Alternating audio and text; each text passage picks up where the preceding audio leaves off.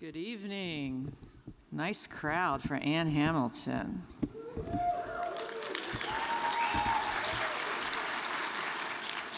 I'm Lisa Wainwright, the Dean of Faculty at the School of the Art Institute of Chicago, and it is my pleasure to open tonight's VAP, Visiting Artists Program, welcoming the 2016-17 Bill and Stephanie SAIC Distinguished Visiting Professor Ann Hamilton. Now, more than ever in this political moment, we confirm the need for artists, designers, and scholars to address the social, political, and cultural conditions of our shared society, and to model through imaginative means, through free expression, the possibility of new futures. Since its inception 6 years ago, or was it 7, the SAIC Distinguished Visiting Professorship has brought such cultural agents into SAIC's classrooms. Bruce Mao, Catherine Opie, Theaster Gates, Chris Ware, Andrea Zittel, and Jamais Plenza are just some of the extraordinary artists and designers who have worked in tandem with our esteemed SAIC professors and side by side with our fantastic students.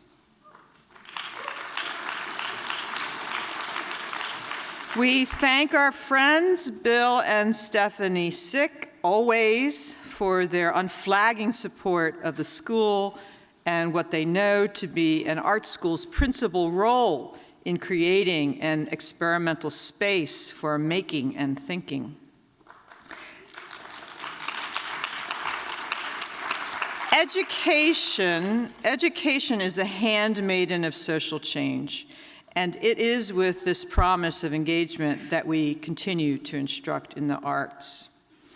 My colleagues, Lynn Hickson and Matthew Goolish, amazing practitioners in their own right, will introduce Ann Hamilton, but I just wanted to say how perfect she is for SAIC.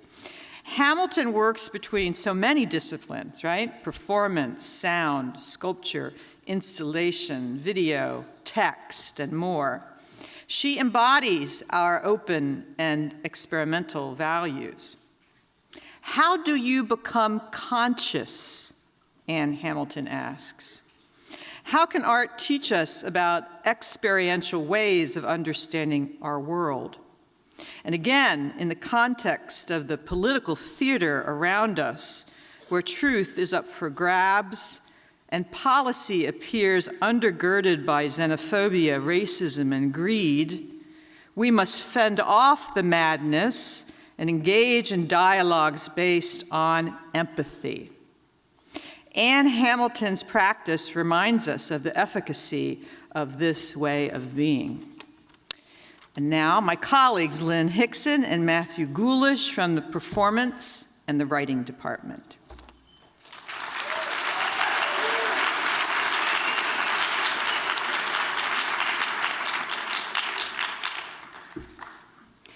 I never realized how tall President Obama was until 2015, when I saw him leaning down to award the National Medal of Arts to Ann Hamilton. I imagine those two Midwesterners had much to talk about, he from Chicago, Illinois, she from Columbus, Ohio. There are extraordinary individuals in the world. They devote their lives to a clear ideal, like an idea of community, communion, the right of the people peaceably to assemble. They have the skills, imagination, and persistence to realize gestures of radical hospitality on an unrivaled scale. In so doing, they become ideals themselves, and we learn to navigate by them. A friend told me that he walked into the Park Avenue Armory in late 2012 in a bad mood, only to have his mood overpowered by the event of a thread. Anne Hamilton's vast curtain of luminous fabric set a ripple like aurora borealis by the participatory system of pulleys and swings. He left happy. It's that simple sometimes. When I was a child, I talked like a child. I thought like a child. I reasoned like a child. As I grew older, my child's reasoning grew with me, grew larger and wider, and never stopped growing, like a reptile. It will grow until I die, and I never stopped loving the world. Forgive me for warping Corinthians. I'm trying to find how to speak about those things in Anne's work that outrun language. I want to speak about harnessing the power of a space, reading its social and physical genealogies, challenging the authority and finitude of historical accounts, choosing to tell the story that would otherwise remain unsaid. I want to speak about capturing the ephemeral presence of time with material tactility. I can't find the words for distilling the complexity that enters into any human experience and forging meaning with a democratic mode of art making. Anne's most recent project, One Everyone, for the Dell Medical School in Austin, Texas, collects 900 portraits from the local medical communities, photographed through a semi-opaque membrane, compiled into a wordless telephone book, an aesthetic directory for everyday use. Like so many of her projects, this one retains the beauty of the humblest of elements. Each realization remakes those categories of photography, sculpture, installation, exhibition, and makes us forget them by immersing us in vibrant, constructed environments. By virtue of the SAIC professorship, we have the privilege of co-teaching a course with Anne this semester. We named it The Spaces of Reading, after the way her work understands the encounter with the word in library silence or aloud in an auditorium, as always, already a generative and deconstructive encounter. The text, if we let it, will envelop us in its architecture and devise its own inflection and conception of public space. Anne's architectural work, animated by the spirits of human gathering, resonant of rich traditions of the American Protestant monastics, the Shaker dance, the Quaker meeting hall, and collective social responsibilities, emergent modalities of inclusion, as her pioneering work in electronic literature understands at the most fundamental level how the words text and textile share the Latin root, texere, to weave. In anything we call very graceful, we imagine ourselves able to detect, besides the lightness which is a sign of mobility, some suggestion of a possible movement toward ourselves, or a virtual and even nascent sympathy. It is this mobile sympathy, always ready to offer itself, which is just the essence of higher grace. And now we need that virtual sympathy of grace, that right of assembly, that fearless speech, that tireless attention. Please join us in welcoming Anne Hamilton.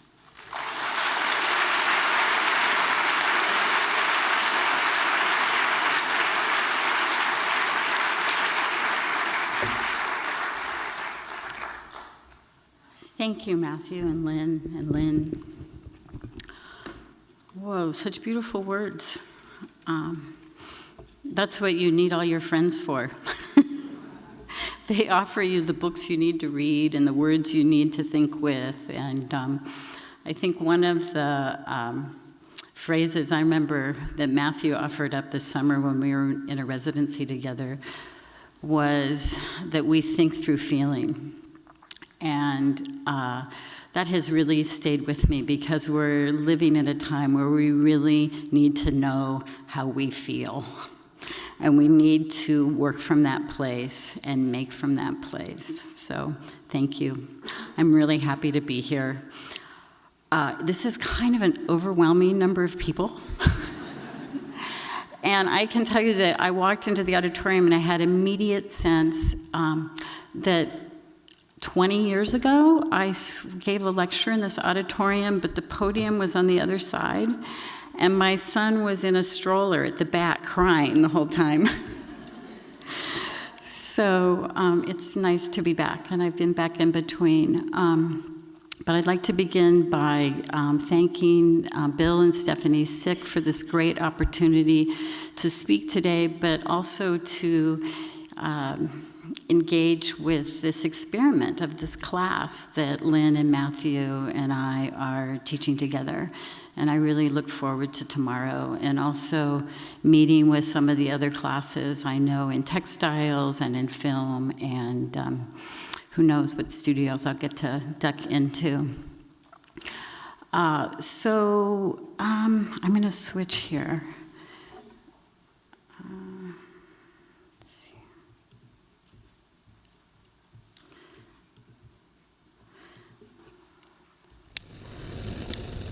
This is the part where I need my glasses just to get started.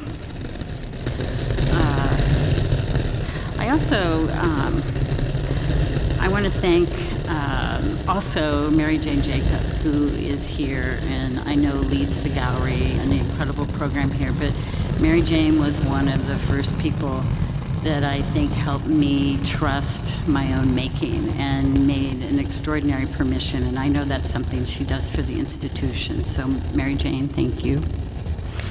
And to Andrea Piero, who has made this seamless for me to be here. Thank you. And I began preparing a few days ago to be here. I think the process is a little bit like sewing. You know, you have the needle in your hand and you know where you stand, where you sit right now, the cloth on your lap, but you stick that needle down and you stick it down to the part, the underneath that you can't see, to see what you might pull up. And so I wanted to start actually in a way I haven't ever started a lecture before, which is to talk about where we are now and where do we find ourselves. What is here? What does it feel like? What is present but perhaps not visible? And more than anything, what questions as artists and makers do we need to be asking of ourselves now? And then how do we pay attention to what we find and to respond? And I feel like it's a little bit like licking your fingers and sticking your fingers up in the air to see which way the wind is blowing, and trying to test it and get a sense about that. For each of you, it's like you have to find your own form for addressing the questions.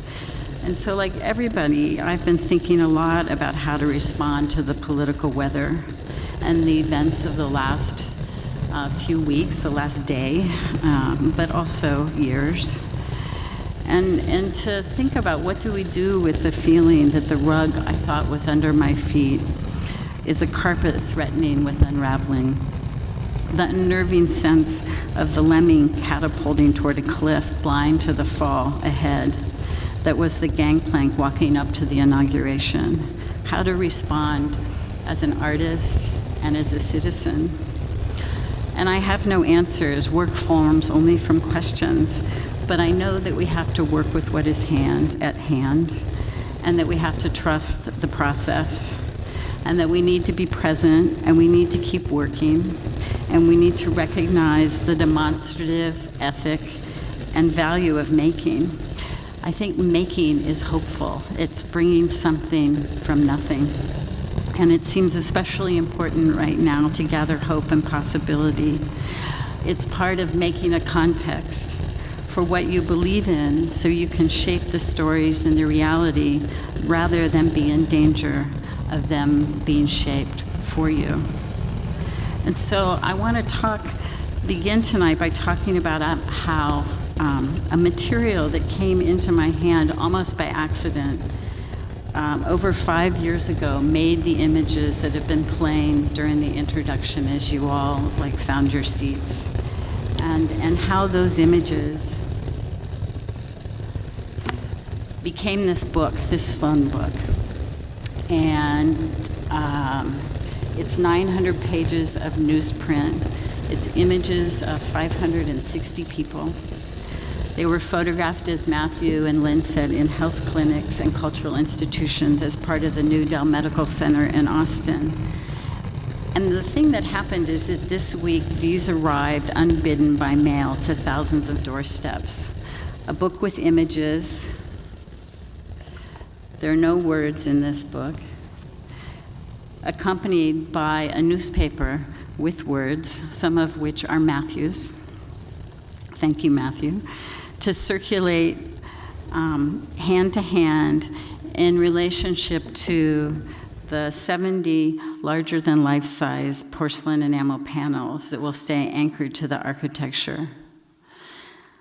And when I began this project, I couldn't have anticipated where we would be today, or that I would have become a portrait photographer. That over the 5 years since this membrane was given to me in hand, I have photographed over 3,000 people. Family, I torture my family first. Friends and neighbors. But I know that the process continues to feel alive to me, that the exchange feels like a glance of recognition. And I know that maybe what I see in these images is a kind of vulnerability and a felt quality that is maybe also a form of thinking. And I think one of the things that I see in it is I see a we, and that this we runs counter to the us-them landscape that we find ourselves in, which is why I'm increasingly interested in this thing we call public art. But all art is public, is social. It's my husband, the artist Michael Mersil, who is always talking about how, art is not an act of nature, it's an act of culture, and that a context needs to be made for it to be recognized and for it to be received. And that as makers, we're also responsible for making that context for each other, for everyone. So this project, Art and Wellness for Everyone, is called One Everyone, and there's no space between the one and the everyone. The individual and the social are always bound. But first, for this project to happen in Austin at the new Dell Medical Center, a community had to vote yes to raise local property taxes to fund a wellness system of integrated health clinics and a new research hospital at the University of Texas campus in Austin. And so a community first had to name itself. It had to see itself as a city of wellness for everyone. And it makes me think a lot about how we vote and how that registers and how that actually changes and makes cities healthy and sustainable places to live. But this started really, as I said, this completely started by accident. I was very busy getting ready for the Armory project and had just come from doing a large project in Japan. And it was a project sponsored through the Warhol called Factory Direct. And there have been many of these. I don't know if one has actually been in Chicago, where artists are partnered with businesses and industries and find some way to meet and collaborate. I was partnered with Bear Material Sciences, and their headquarters are in Pittsburgh, and mostly what they do is compound polymers and what I would call the performance of surfaces. And what they do is very invisible. It's very hard to go in and touch what they do as you watch these chemical processes in the laboratory. And so the scientists were a little frustrated with me because I kept wanting to make things, and they didn't really have things, they had processes. And so one of the researchers then put this material, this membrane that you see here, which is like a rubber plastic, and it's really rather extraordinary. I made like a basketball out of it when it first arrived in my hand and sealed it with an iron. And that's 5 years ago, and that is still completely taut and full of air. So it's impermeable but flexible. And it made me think, obviously, a lot about the skin of our bodies. And when I first reached out to touch it, I could see that when I put my hand behind it, what touched was in focus and everything else went soft. And that this condition for using this material photographically immediately suggested itself. And so I photographed the researchers at Bayer. And I also wanted to partner with an institution that actually, where you can see the process of something being made. The local newspaper is locally held, the Pittsburgh Post-Gazette, and see if I could get the two companies to collaborate and produce a paper making photographs with people who worked in both facilities. So obviously, this web press is a very different place than the laboratory. And we set up, I think the newspaper, I have to say, is still an incredible miracle that a newspaper is printed and arrives every day, whether it's on a screen or on your doorstep. Being in the miracle of the paper being made every day. I mean, I think it takes me 3 months to decide what font to use or what size something should be. And all of you designers and artists know how that, is it like this or is it like that? And so to watch this crank out and then to photograph, and I found that people were very willing to have their hands photographed. And I was very interested in if one of these gestures, could it be enfolded in a paper? So you're looking through the news and the photographs in the newspaper have a certain scale, and then all of a sudden there's just this image, this gesture that has no explanation. And might it meet you? What is it that passes across that space as you are enfolded between its recto and its verso? And the newspaper was quite interested at first, but then decided that they would get too many phone calls, people asking, what's this about? That it was very hard for them to have anything in the newspaper that wasn't tethered to a story. So we did one special edition, and that was distributed on a Sunday, and the rest of the newspapers were given away as part of the exhibition. But what was very important to me, actually, as I was doing this photographing, is I started to see what was happening, how this membrane made a condition. And so when you stand behind it, you actually can't see through it. So it's like you can see light, but you can't see anything. And so what you can do, you can only listen. And that situation of like having the camera removed, so usually you have a membrane or a backdrop behind you instead of in front of you. And so that very simple sort of exchange for a transparent membrane in front of you made all the difference in the world. So now instead of looking at the camera, you're actually listening to a voice. So in every other way, it's very traditional. I'm like directing. I'm saying, stand closer. Can you just let one thing touch? Put your cheek to the surface. Can you press your eyebrow? Can you turn 360 degrees? And initially we were working with objects. And then I started realizing that it was a very interesting way to maybe get a photograph or to achieve a kind of image that had a sense of privacy to it. And privacy is something that is increasingly, something we have huge questions about now as we're, digitally and extended in all sorts of media. And what is the nature of this exchange about like sort of something partially being visible and then stepping to the background? And for me, although each session is maybe just not more than 5 minutes, how is the conductor, how is the person directing this? Am I completely present with the person in front of me? And is there some way in which what happens that's recorded in the camera is a trace of that contact or that exchange? And so I've become kind of addicted to this process. And it's interesting in the sense that I think, well, maybe this is all I'm going to do now. I'm just going to keep taking these pictures. And that I want to go to the bus station, and I want to go to the airport, and I've talked to the UN. And I don't know what that is that's growing, but it feels like a way to really look at another person.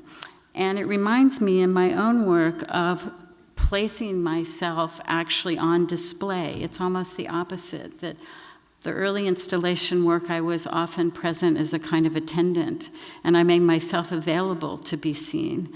And this sort of shifts that into this other kind of exchange. The pictures you're seeing now were taken through the Brown School of Social Work in St. Louis. And then it seemed very important to figure out a way to share these. And before there was the phone book, there was these ephemera sheets. So when we set up in the first really public session with One Everyone at an art fair in New York in the Armory, the year after I had done a project there, we made ephemera prints for everyone that was photographed. And we sent everyone who was photographed an image of someone else.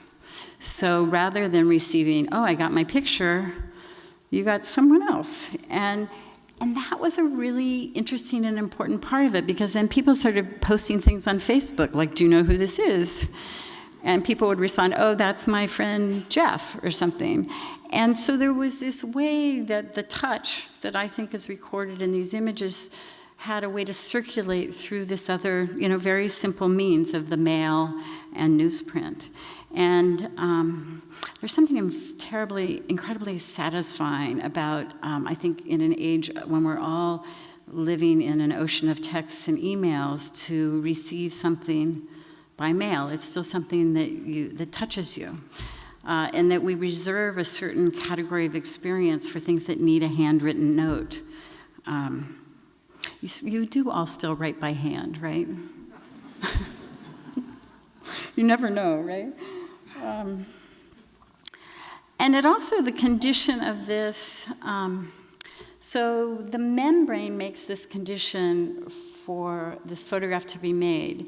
And the quality of those images has everything to do with how that unfolds. And it brought me back as I stuck my needle down through the cloth yesterday, thinking about the sequence of things for tonight, that very similarly, an early project also made a condition for standing face-to-face with another person. This one was one of a different kind of exposure. So I stood with a small camera, a pinhole, is actually just a small plastic film canister that was made into a pinhole camera with film in it. And then when I opened my mouth, the film exposed to light, and the duration of standing very close with the person in front of me, with my mouth open, became the image. And this series was called Face to Face, and it was something I could do, I could travel with. I had a little Tupperware container, and I had all these little cameras that would be loaded up. And so when I was working, it was also a way for me to engage some of the people. Sometimes I was working with where, like in Japan, I didn't speak the language, but there could be this register. And it was very interesting to me when I started to develop these, that as you can see, the shape of the mouth is like the shape of the eye. And so you might see the edge of my lips. This is actually my son, Emmett, who I first, as I said, you try things on your family and your friends. And I have told this story before, but it's still a good one in that when I started doing this, he said, "I really hate it when you do these weird things." Because his friends would come over and I'd say, "Hey, can I take your picture?" No. And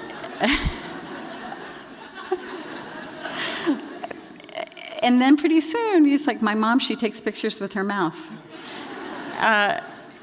And friends that were very resistant to being photographed, I think the thing that actually, more seriously that happens is that when I would stand face to face, this is my husband, Michael, you're actually looking into another person's eyes. So what connects these two projects is that the camera itself is not visible, but actually you're exposed at the same time that you're exposing. And that quality is, I think, or that characteristic or the description of this social interaction is what connects these two bodies of work. This is my father-in-law, Meredith Monk. Isn't she amazing? An artist, Glass-Eyed Dan, Joan Simon. And, as I was putting this together, I was thinking also about how we know things when maybe we can't see them so clearly. Like I have a theory that HD is very, very overrated. That the more pores we have, the less we maybe see or feel. And so it's interesting as I go back and I see the way that obfuscating, I can't say that word right, how something being out of focus or not quite there. The impulse, I think, sometimes is to reach your hand out to touch. Like when we don't know something, we almost, it's almost reflexive. We reach out to touch as if to know. And that is like one of the most fundamental actions we have of obviously connecting. So as I was thinking about the condition of the open mouth, which makes a condition for seeing, I was also thinking about social conditions, and I was thinking about, the past and how the things we don't talk about haunt and inhabit the present, and what the work of bringing things into social memory or remembrance is. And so in this 1999 project at the American Pavilion in Venice, I took the Jeffersonian building as an object and a symbol. For me, it's every bank in the Midwest, in small towns in the Midwest, this kind of structure. I went to Monticello upon first visiting this building and thinking about the legacy of democracies that are born out of a slave economy. And inside this building, we stretched a glass wall in front of it, so the solidity of this architecture became somewhat obscured, and it rose up almost to the level of the pediment, and you had to kind of go behind that wall to go in. And inside, there was a weather of extremely fine, toxic pink powder, which fell over walls of Braille text from Charles Reznikoff's 2-volume work, Testimony. The powder was like weather. It changed every day. It trailed and leached out into the landscape. But it did not stick so much on the raised dots. And I was thinking a lot about the fact that it would like flow off. And so like, where is it that those traumatic events in a nation's history, where do they stick and where do they actually change how we act in any present? The text that's in Braille is one that Lynn and Matthew and I share a love for, the Charles Reznikoff, and it was written in the 30s, and it's an accounting of the history of racial and property violence in the 4 sections of the United States. And it is legible by touch or sight reading for those familiar with Braille. So it's there, but not completely present, not completely knowable. And it asks you to reach your hand out. And that's what happened, that this piece was marked. It was marked by the people who were there. There's a lot of controversy in the pavilion of whether we should allow people to do that. Like, should it be the perfect image? You know, where the powder's just like perfectly falling on the white terrazzo floor in a building we've opened up to natural light for the first time in 30 years?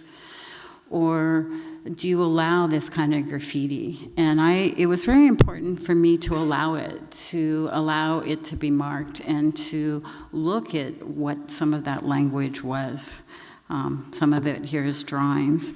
And that had a lot, that influenced my thinking about what is public space and what is civic space, and I think had a large influence on how I then came to approach this project at the Armory. I'm going to spend some time describing this piece, The Event of the Thread, because I think it's one of those pieces, it's like once in a lifetime you get a space like that, and maybe a circumstance like this. And I was thinking about, well, this building, the Armory, was actually built by subscription when there was a militia in New York City. So before there was a police department. And it was built in defense, and it was actually built in fear. And so how does the history of that over time get transformed? And I was thinking a lot about intimacy. And how do we how does a work make a condition for being alone together, for like letting your defensiveness down, for breathing really deeply? And one of the things, as I began to learn about the Armory, is that it has a long history as a civic space, not only to house the 7th Regiment, which used its drill hall, but also it hosted the Indoor Tennis Open. It welcomed Queen Elizabeth to the United States. Many fundraising galas for social causes have taken place there. And as you now are all probably familiar, it's a place where there's fashion shows and art fairs and many things. But all the time that all these different cultural events are going on, the women's shelter on the third, I can't remember if it's the 3rd or 4th floor, is going on. And so at any moment, this cultural space could actually be recommissioned for any emergency that might occur. And so I started thinking about how does a space as large as this become intimate? And I started to think a lot about reading and what happens, or at least my own experience of growing up with a grandmother who had the singular talent of being able to read out loud and knit at the same time. And so I would press next to her, like kind of fleshy arm, and the click, click, click, there was the rhythm of the needles, and then there was the pattern of the voice. And for me, forever, that is still, that has a kind of spaciousness of like kind of paying attention, but wandering off. And I'm thinking, and there's an influence in that in the work, because I often want multiple things going on. It's almost like we focus and pay attention when there are 2 or 3 things happening at the same time. And that I think it's really, I think singular focus is really overrated, like HD. So I started thinking about, well, how am I going to read to New York City? There are a lot of people here. But maybe I could read to a flock of pigeons. And that the pigeons, in some sense, they are the city. So the Armory had just spent, I don't know how many millions of dollars getting rid of all the pigeons. And we brought them all in. And we trained them in a barn in Ohio to fly to the sound of a school bell. We should have sound here. Uh-oh. That's a bad sign. Do you have sound?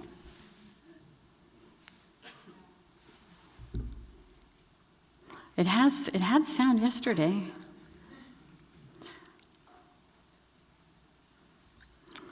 I'm looking at Alex back there. And so anyway, the only way to send pigeons is by the U.S. mail. And overnight, we overnighted the pigeons from Ohio. I love this part. This is the thing about making work. You find out things that you would never know otherwise. And you never know when that will be very useful. So I bought these pigeons from a breeder in Ohio who actually sells racing pigeons to Mike Tyson. Another fact. And then they came like this, and then here they are in their new home.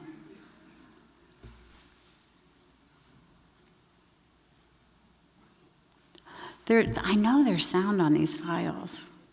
Maybe could we connect the computer through the dongle instead of the, what is this, HDMI thing? Is that right?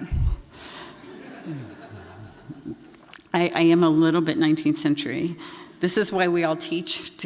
You guys keep us in the technological present to some degree. I'm just wondering, because if we don't have sound on any of this, that might be a problem. And I'll have to make all of you sing. But this is the drill hall. And this is what it looks like empty. So how extraordinary to have a whole, almost an entire city block from Park Avenue to Lexington, between 66th and 67th, an empty space in an incredibly dense city. And you know, how I begin is I always begin by walking this space into my body. And I think that's a very important part of the process. That the worst projects I've ever made is because I actually haven't spent time or enough time in the space. I haven't been able to, you know, stick my fingers out and see what registers. I haven't had maybe a strong feeling. And as I walked this over numerous visits and thought about what happened there and looked in the archives, I was very struck in the archives by some of the photographs of the kind of physical intimacy of the men who used this as a drill in their drill exercises. And I started to thinking about you know, how touch in public is also crisis. To be touched is to be touched in return. And that contact is something, and crossing, that is fundamental to textiles, which is my first hand. And so the project's title comes from a phrase of Annie Albers in, I think it's from Encyclopedia Britannica, where she, I don't know, Mary Jane might have to correct me here, but she describes that a cloth, the crossing of two threads, the event of that is the fundamental structure of a cloth. And so, although I'm not literally weaving here in this piece, all the relationships are woven and are connected by threads. And so I realized when I first visited this that I can't fill this space. This is enormous. But my task or my challenge is to engage it and to really understand how to work, I think, to its edges. And so the steel truss structure, which is 80 feet at the highest overhead, was just a natural place to put a set of swings. And I also understood that if something takes your weight, that with your weight taken, you fall open to time, and maybe your heart falls open a little bit, and that you allow yourself to be somewhere. As Matthew said, maybe to allow yourself to be happy. And the way that we structured this, sound, okay, is that a string or a rope actually came off each swing. The swings are safely tethered overhead, and then a line runs off of it. And the line from each swing, the two lines off of each swing, actually hold the cloth in the air. So the cloth in the middle of the space, which divides the two sides, is not held by the architecture, but it's held mutually by all the swings. And so when the swings move, the cloth and its turbulence moves in response to and with it. And so it's like a giant breathing, lumbering thing. And no matter how many people are on the swings, the cloth is it kind of maintains a kind of rhythm. The other thing about the way the seats were tethered to each other and to the cloth is that the rope went through the cloth, held the cloth, and then continued on to the other side to the swing that is at the other side, the opposite side of the hall, so that you were connected through your weight, even though that it was greater than the distance you could reach with your voice or your hand. And so if you're swinging on one side and no one's on the other, there's a ghost swinging. And if there's someone in the other one, there was a possibility of feeling each other's weight. And so it was one way of touching at a distance. And this is just a sense of the overhead. So you can see it's a very messy loom. And in the center, kind of unexpected, but maybe not a surprise, people gathered under the cloth and would stay, kind of mesmerized for a very, very long time. You can hear a little bit of the sound. There were little accordions in the ceiling. And I think people were engaged under the cloth. I know babies napped and nursed, and this photograph doesn't show it, but in other photographs I have, you see people laying side by side, very close to total strangers. And people were leaving their bags and their coats, and it became kind of like an interior park. And all of this field of motion was framed by two of the things I care maybe most deeply about. One, there were two readers. I worked with City Company and Anne Bogart, and there were always two readers present reading a concordant scroll. And they were the ones reading to the pigeons. The pigeons, I think they got to like it, truly. Like they would settle down, and it's like, oh, I'm going to be read to all day. And we had to be very careful to not get the wrong pigeons in the same cage together. And the form of reading was like weaving, and it was very improvisational. So there's a text is organized by what I call a spine word that runs down the center of the scroll. And the part of the horizontal content that is adjacent to that word in published text is chosen by the readers. So they're kind of, the act of reading actually becomes an act of composition. So it requires a different kind of focus, and I think makes a different kind of voice than just reading something out loud. And we started with Aristotle, Sta Anima. These are now very educated pigeons, no? But we started with that book because it's Aristotle that writes that touches the sense that is common to all species. And we were kind of making scrolls up as the piece was going on, the 5 weeks that it was open, and the scrolls would accumulate. We went through Darwin's expression of emotions in man and animals. And then all of these books, it's kind of American literature and philosophy history, were read. But what happens is they're not read sequentially. They're read through this concordance and kind of supplementary weft process. And as it's being read, they're reading into microphones, and it's a low-watt radio broadcast that is actually, the receivers are in small brown paper bags. And those bags are just circulating around the Armory. So you can pick one up, and the vibration of the sack in your hand means you're holding the voice.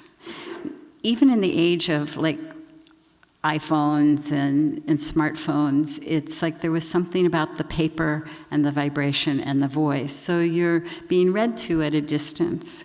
And I think it says something about the atmosphere that was saying people would take them to underneath the curtain and listen to them, or they would pass the voice. There was one day when I saw someone sitting just holding it like you would hold a baby in a little girl who asked me, "Can I take this man home with me?" But it was, and none of them disappeared. None of the bags walked off. And when there are some things we did as we set this piece up, is I didn't want anyone to have to check a bag. I didn't want anyone to have to check a coat. I didn't want you to have to stand in line. I wanted it to be totally self-organizing. And even as it grew crowded towards the end of the project, that's actually what happened. And people were very, very kind to each other, even when they got hit by a swing, which did happen sometimes. And then at the other end, opposite the framing, the other end was the writer. And there was a writer who was present. And I asked, there were, I think, in 2-hour shifts, there were something like 35 writers that participated in the project. And they wrote letters addressed to qualities in the space. Dear far, dear light, dear weight, dear weightlessness. And they didn't have a view of the curtain except through the mirror rotating over their head, but they did have a view for the first time out to Lexington Avenue. And so this light, it made actually a channel all the way through the center of the space, not unlike the spine on the concordance papers. And for the first time in the history of the Armory, from the street, you could see into its interior. And, if there's any kind of legacy of a project like this, Rebecca Roberts, the director of the Armory, immediately said, we have to incorporate this into the permanent renovations of the space, which is now happening. They were writing on airmail paper with carbon copies, a very thin kind of paper with a particularly satisfying sound as the pencil moved across it. And so this reflective view is the only view the writer had. And I have all these letters. I have not figured out where to send them. So I asked a friend who works with young poets, children of like 10 and 11, who are really quite amazing writers. And they said to me, Anne, send it to far, send it to near, send it to light. But I have yet to figure out those addresses. And I wanted to, let's see, I think this has So just the last part of this, before I move on, is that the pigeons never did learn to fly over the white cloth. The first time we let them free, it took 3 or 4 days for them to get hungry and come back. So we decided that we would carry them to the center. So the day had a rhythm. And what you're hearing, I think this is Katie Geisinger, who works with Meredith Monk. And what you're hearing is that there was a serenade, a song that was made from one of the concordances that David Lang wrote as a song for the pigeons. And every night there was a different vocalist who came to the Juliet balcony at the far end of the space and sang, and the space really quieted.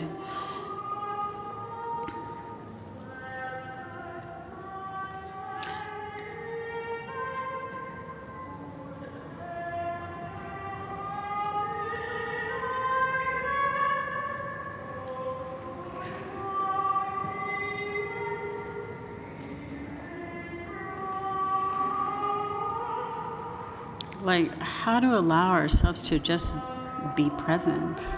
And again, this listening, I think, which is really something I've taken into understanding in the photographs.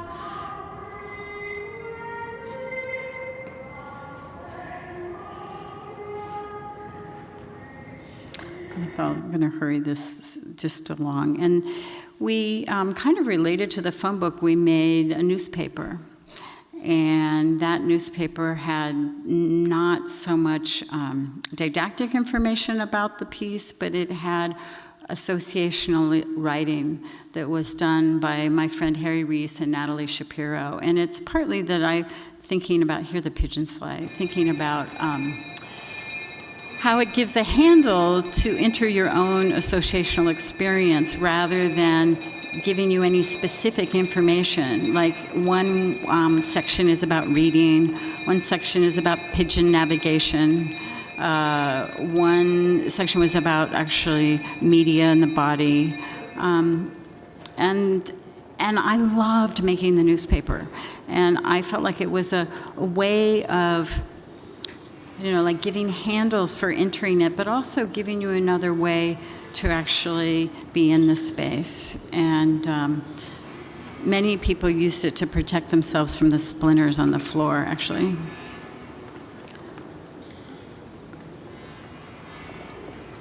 And you can hear a little bit the sound. Oops, I'm not controlling the sound.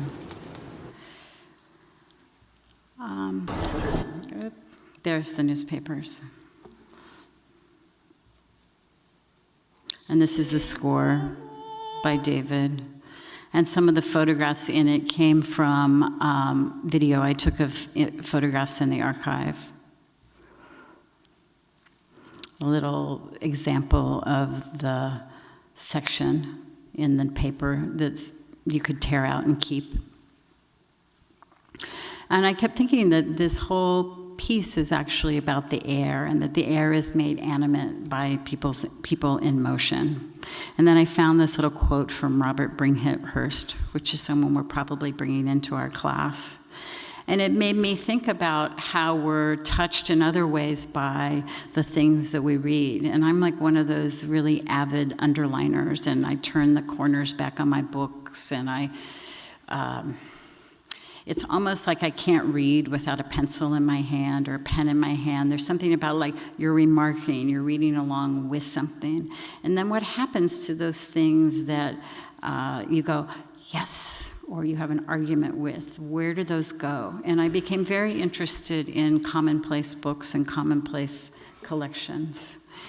And that started to structure another way to think about how to share the experience of reading and language within an environmental visual arts piece. This is a Commonplace book that was on display as part of a project I did out in Seattle at the Henry Art Gallery. And then usually a Commonplace collection, it's not your thoughts, it's not your diary, it's something comes from your reading. And what you read at any particular time is also a form of a portrait, because it is sort of, if you go back in time, it shows you what you were thinking, perhaps, or the things that were influencing you.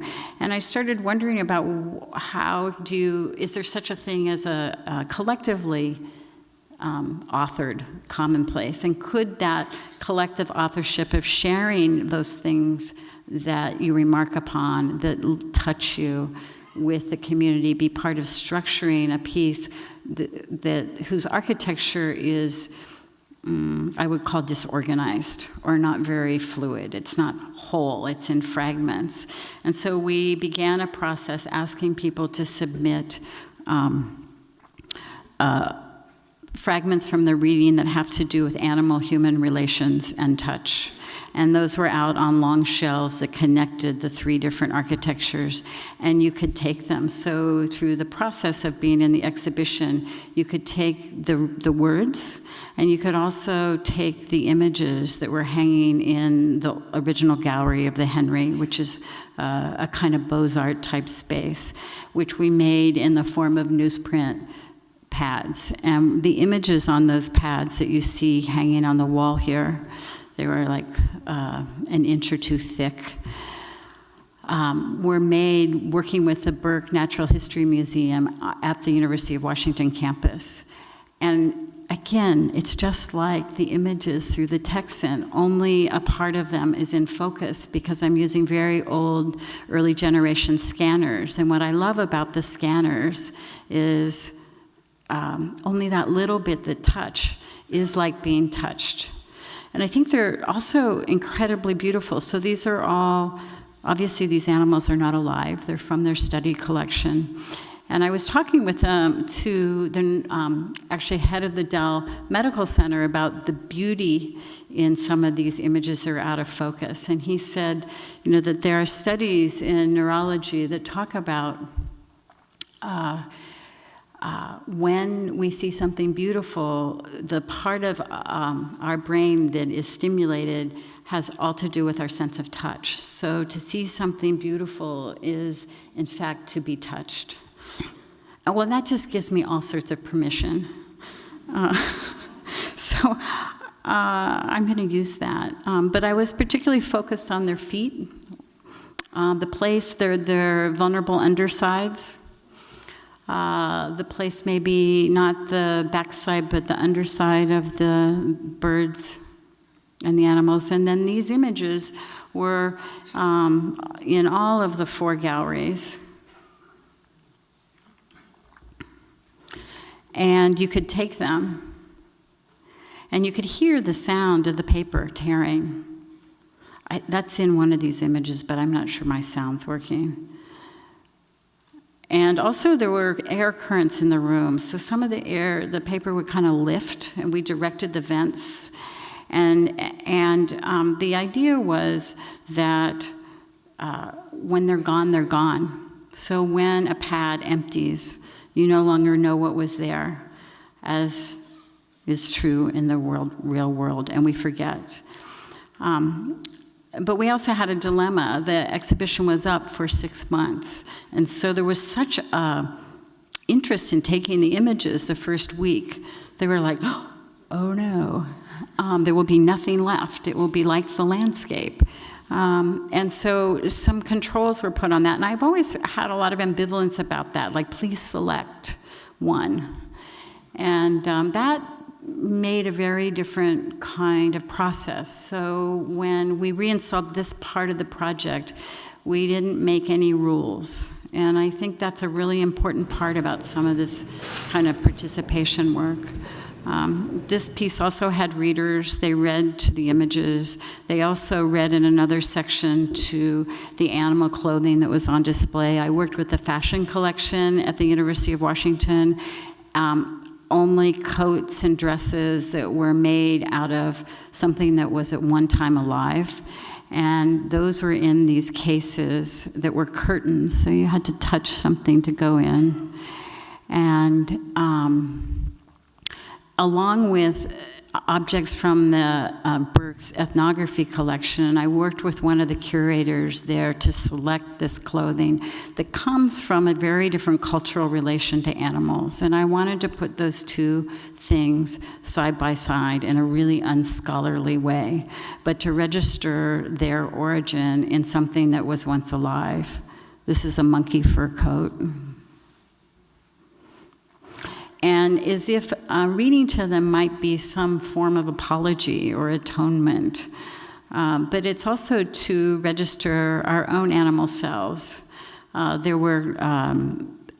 worked with the chorale at the university, and they came and they sang to the works. And then in the last gallery, again connected by all these Commonplace pages, were a set of mechanical bull roars. And so I was thinking a lot about how you could feel the pressure of the air change as these gained and lost speed. I wish you could hear this. So the woman that you see on the right is actually singing, and the vocalists would come and they would sing in relationship to these rotating mechanisms that responded to the light. And there were concerts. And I think as so many of us are thinking about what happens in the gallery, is the gallery, which I think historically has been a place of where it's like a sanctuary for contemplation, that I go in and I can be quiet and I can engage with the work I'm looking at. I think increasingly we're thinking about, well, what kind of engagement, other engagements can happen in those spaces, and what do those allow? The other thing I was thinking about here is that how an exhibition is a form of taking and giving. And so the part that brings us full circle to the telephone book we started with is that you could be photographed as you entered or left the Henry Art Gallery, and those images accumulated in the the gallery. So as the animals were disappearing, more and more people were growing. And there was this kind of exchange of the two in their accumulation over the course of the exhibition. And I think, because I know we want to leave time for questions, but I want to end and come full circle maybe back to the concordance and how that's been a form that I have returned to, kind of like conditions for photography again and again.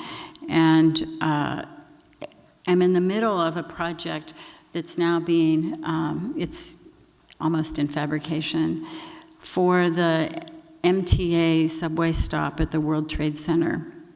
And I'm working with the preamble to the Declaration of Independence, which you are all, I'm sure, familiar with. We hold these truths to be self-evident.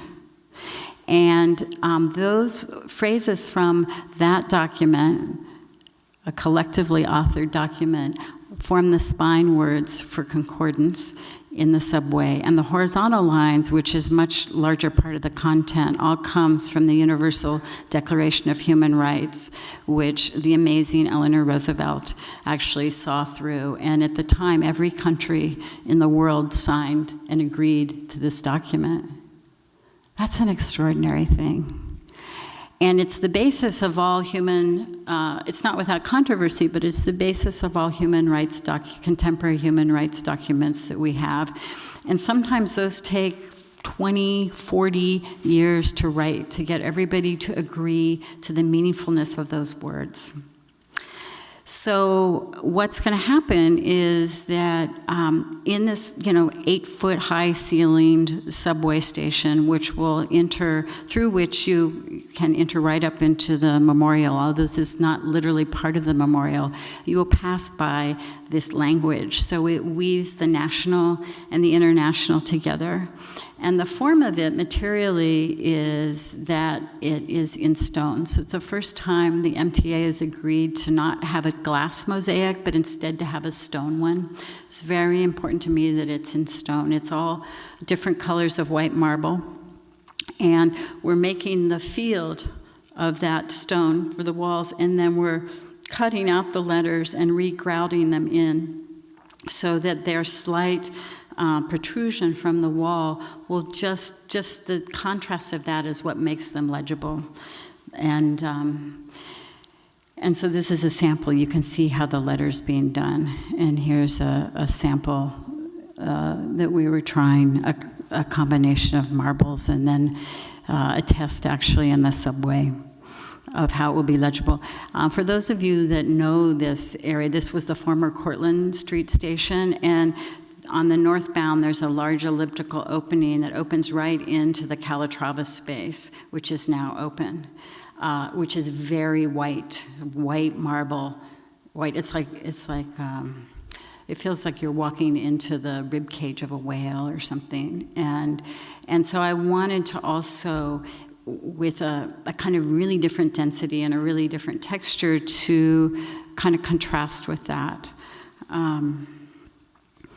So it's interesting how, for me, that increasingly I'm very interested in working in these public spaces. I'm interested in what can happen and how we bring intimacy and touch and agency and empathy and compassion into them and what forms they allow. But I know from all my experience of doing work that things only happen because a context is made for them. And that's something that's going on here at the Art Institute. Every organization and every institution that I've worked with, every curator, it's really very collaborative. It's like permission is made and taken. But it's such a process of actually many, many meetings and solving problems. And I think in the best of situations, you have a team of people to work with that like to describe, I think, the way Lewis Hyde does in his book, Trickster Makes the World, that it's the flexible wrist joint that joins the institution to the creative process, or as he might say, the trickster out here, the flexible digits, and that you need this flexible wrist to join, to keep the rigid arm bone from becoming stiff and unusable, and the same and to connect to the flexibility out here. And so I'm just very grateful for all of the work I've been able to do, that I think I've had these teams of people that have made that context. So I have a question for all of you. It's 7:15. I set an alarm so I would know. I have two more projects to go through. So I think I'm always like this. But I'm going to share them with class tomorrow. We'll do that. And I think maybe this is a great moment to welcome your questions. Okay. Thank you.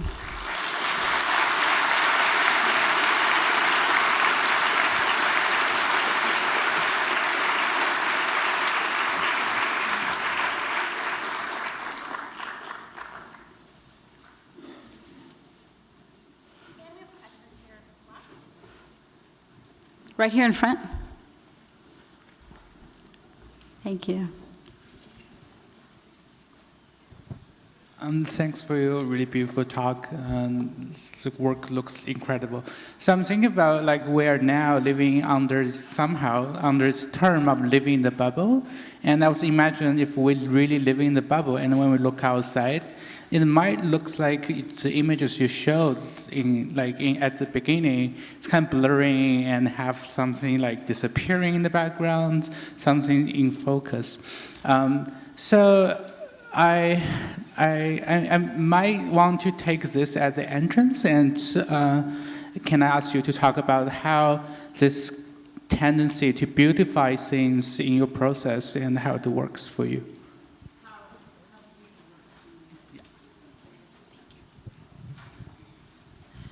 Did everyone hear that? Okay. I think this question is like the foregrounding of the beauty of.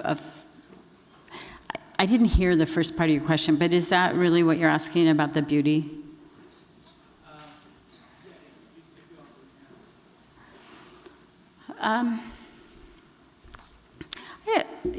Maybe I just answer it really with that quote of the neurologist that I talked about earlier.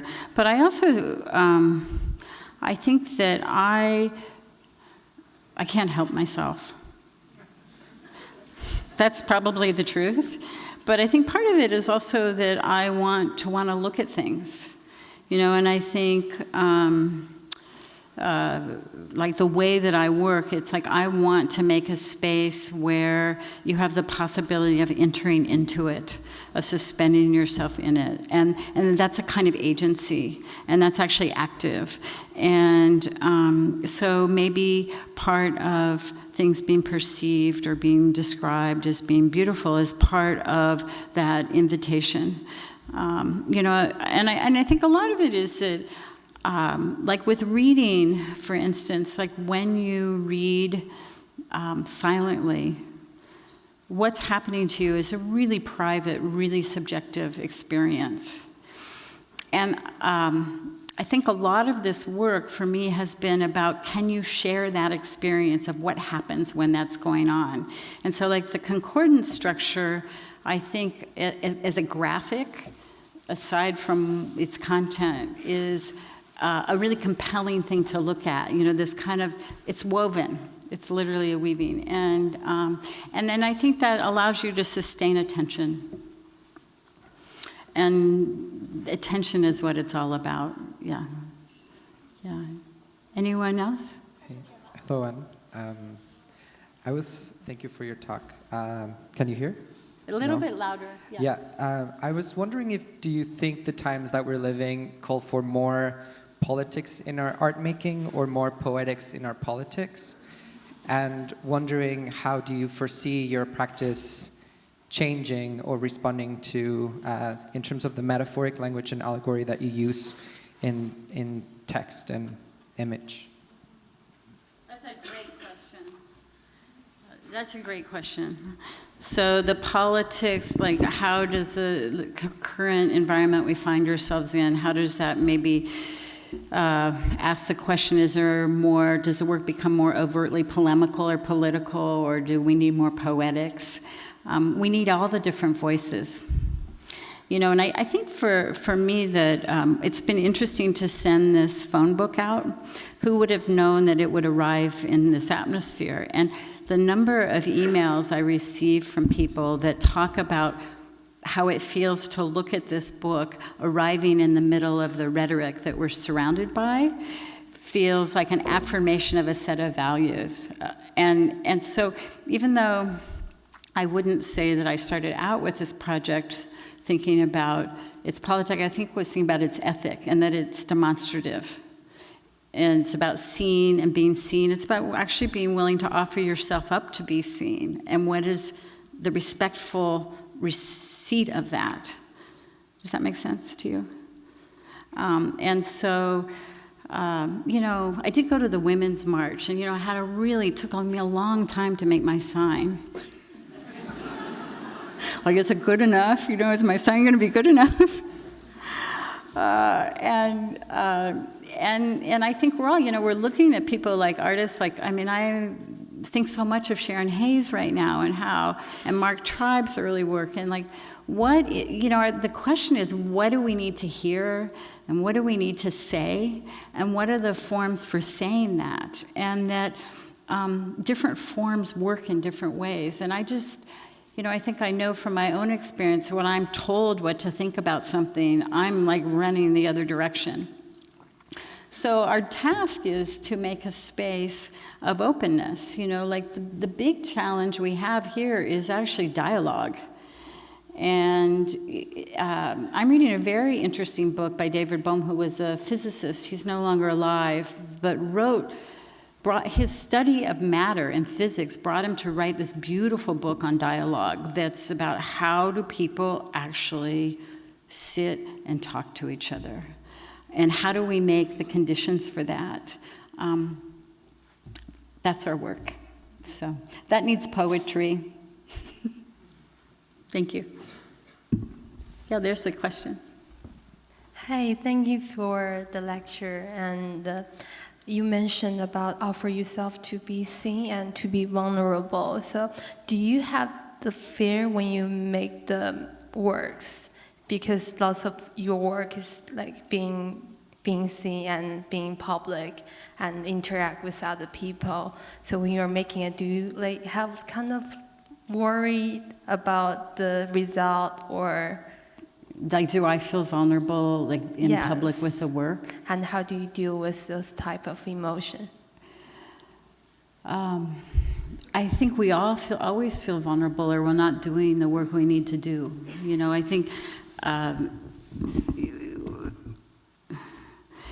making work is always a risk, and how much you can risk or allow yourself in public is different for each person. But I know, I get really worried. All of us have that secret. I have that voice that we don't really admit to anyone else. It's like, oh, I hope it's good. Oh, I really hope it's good. But hoping it's good doesn't actually help you make the work at all, because it's actually not a question and it's not important. It's really about how do you pay attention to what you're making, and what does what you're making need from you? And to be very alert to that, because I feel like it's about the work. It's not actually about me. And so I think in that way, it's also I can be actually very demanding. I can really ask for a lot, I think, from viewers and from collaborators, because it's for the work. Whereas I think if I was asking for myself, I want this, in that way, it would be much harder for me to do that. And so I think it's this thing about listening about what something needs. And I think I even, approach spaces like that in the beginning. What does this space need? What is the question? What do we need to hear?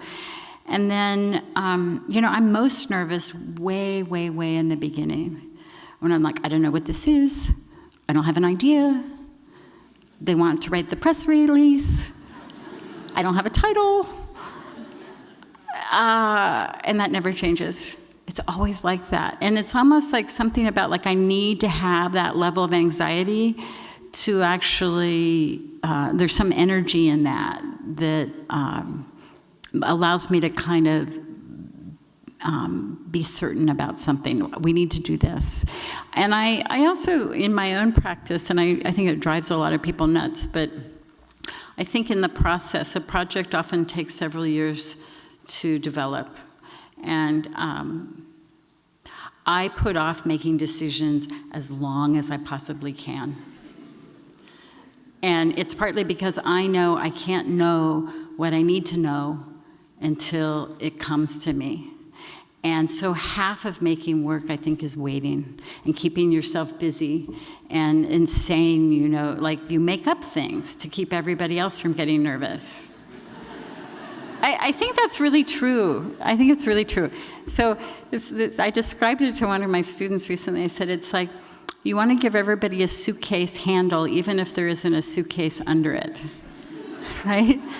Because it's like, we need to name, we need to know, but even though we know, we don't know yet. And so it's such an act of trust. And it's an act of faith on everybody's part to go with you.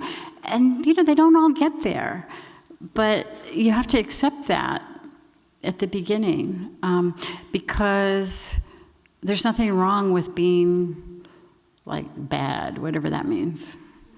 And the biggest thing is to give yourself permission. So, yeah. Is there another question? Yes.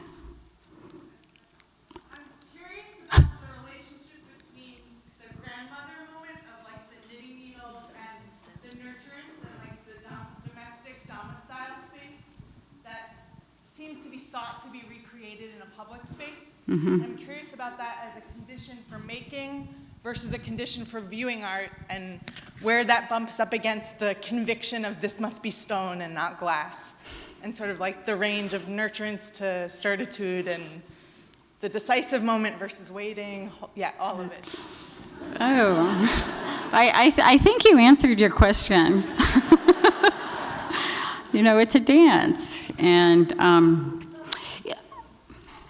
so how you can talk yourself into thinking you know what something needs to be, even though in your stomach you don't know? Are you nodding yes? Huh? Okay, so you're working on something and you're telling yourself, it's going to be like this. I know what it's going to be. It needs to be like this. But in the pit of your stomach, you don't really know yet. And so what's really important is not that you know, but that you listen to that. Because I think, there's so much information that we have to give ourselves if we could actually listen to our own responses. And so, it is such a dance of, like, being taking care of the process. As you say, this domestic nourishment. I think the thing with my grandmother, the knitting and the reading, it's really only recently that I'm like, oh my gosh, everything goes back to Lois. Because there are a lot of other vocabularies through which I could talk about the work. But I think increasingly I want to talk about those things that feel most core and most personal to me, and not the rationalized thing.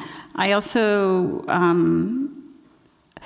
do this thing I brought up earlier about subjective space, or like, can you make something that people can enter with you? And it isn't that they're entering because there's a narrative or a thing that you're supposed to read or get, but that it's like you fall into yourself. And what is the nature of that, like falling into yourself? And that what is the space or allowance work can make for that to happen? And it can be really different things, and so it's to also, as you like one of the things I talk to my students a lot about is like, so pay attention to what you're doing when you're not self-conscious and you're not judging what you're doing.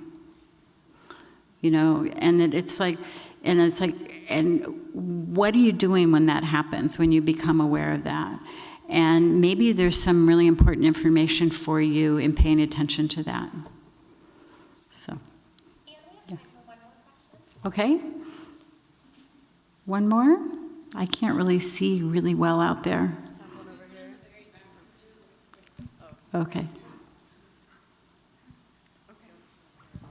You could just keep passing the microphone. I just had a question about collaboration, because in a lot of your work, you're working with a almost team of people, and each person kind of has a role. I am curious about how you work in terms of like where your line is of like, this is my work, this is like, I am the artist, and where their line is, and their own ownership, and how you deal with those boundaries. I think that all work is conversational. You know, so I think all work is comes as a consequence of both accidental and like very focused conversation.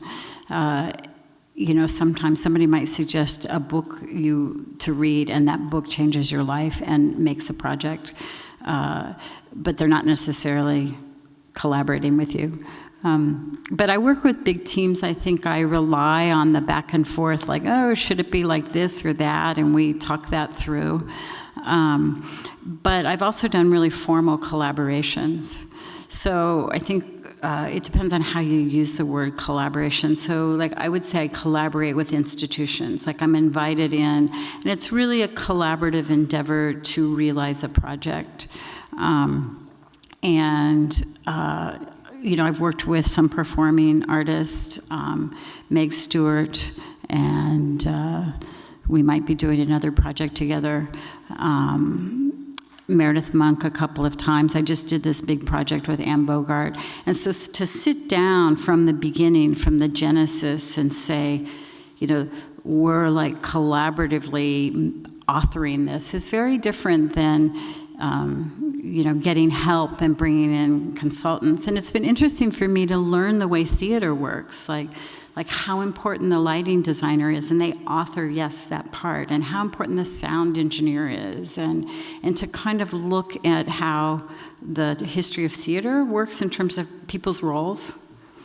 So, and you know, I like to do work that's bigger than I am, and I think it's partly because it brings me into a sociability, you know, that I wouldn't have otherwise. And that the other part of that is that I know that I'm a person that thinks when I'm moving. I think in response. I don't like sit and think. I mean, it doesn't happen like that. It's like, you know, it's because you're in the world, and it's because you're moving, and like all these things are happening, and you're making patterns, and you're synthesizing, and you're seeing connections between things, and that's influenced by everybody. And I like to think that, you know, that's a kind of collaborative way of being in the world. Yeah, great. Thank you, everybody. Thank you.